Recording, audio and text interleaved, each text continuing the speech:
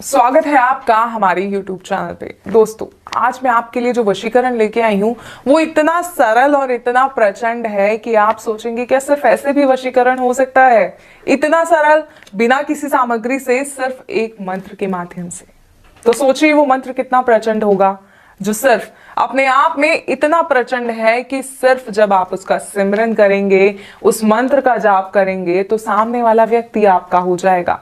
कभी सोचा है आपने कि ऐसा भी हो सकता है बिना किसी सामग्री से? क्योंकि सब कहते हैं वशीकरण बिना सामग्री के संभव नहीं है, लेकिन हम आपके लिए ऐसे प्रचंड वशीकरण लेके आते हैं जो बिना सामग्री के हो सकते हैं। क्योंकि हमारी कई माताएं बहनें, कई पुरुष, कई भाई ऐसे हैं जो ये कहते हैं कि हम कोई सामग्री एकत्रित नहीं कर सकते, या माताएं कहती हैं कि हम कहीं बाहर नहीं जा सकते, लेकिन हमें वशीकरण की आवश्यकता है क्योंकि हमारे घर की जो स्थिति है वो बिगड़ गई है और हमें उस स्थिति को सुधारने के लिए एक वशीकरण की आवश्यकता है।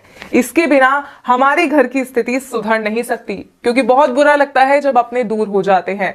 घर में तो साथ रहते हैं, लेकिन दिलों में दूरियां बहुत ज्यादा बढ़ जाती हैं। जी हाँ, अगर इन्हीं दूरियों को आप कम करना चाहते हैं, या आप एक ऐसे व्यक्ति हैं जो अपनी प्रेमिका से बहुत प्यार करते हैं, लेकिन आपकी प्रेमिका किसी और की तरफ आकर्षित हो रही हैं और आप नहीं चाहते कि वो किसी और से बात भी करे, वो ताउम्र आपकी होकर रहे, या प्रेमिका ऐसा नहीं चाहती अपने प्रेमी के लिए, तो ये वशीकरण जो है इन सभी के लिए प्रचंड वशीकरण है। इस विधि को ध्यान पूर्वक सुनिएगा, सही प्रकार से कीजिएगा। और एक और मेरी खास बात कि किसी भी गलत मंशा से वशीकरण का प्रयोग नहीं कीजिएगा। इसलिए वशीकरण विधि को करने से पहले कई बार सोच समझकर इस विधि को अपनाइएगा, मैं आपसे बार बार ये कहूंगी।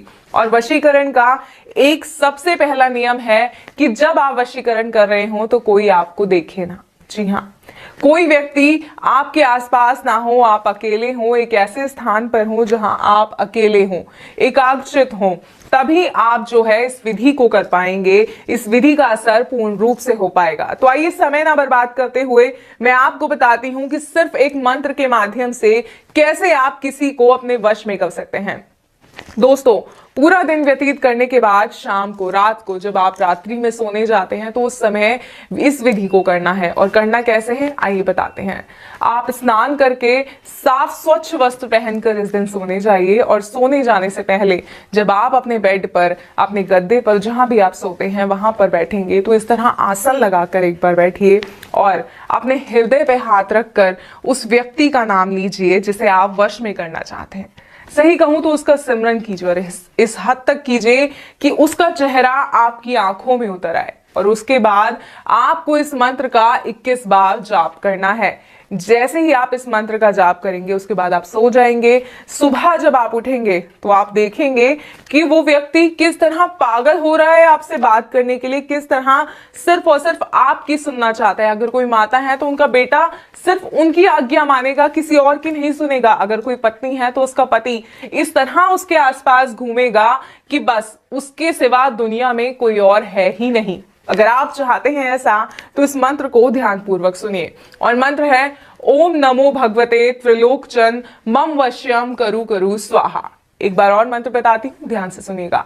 ओम नमो भगवते त्रिलोकचन मम वश्यम करु करु स्वाहा। इस मंत्र का 21 बार जाप करना है। व्यक्ति का नाम लेना है।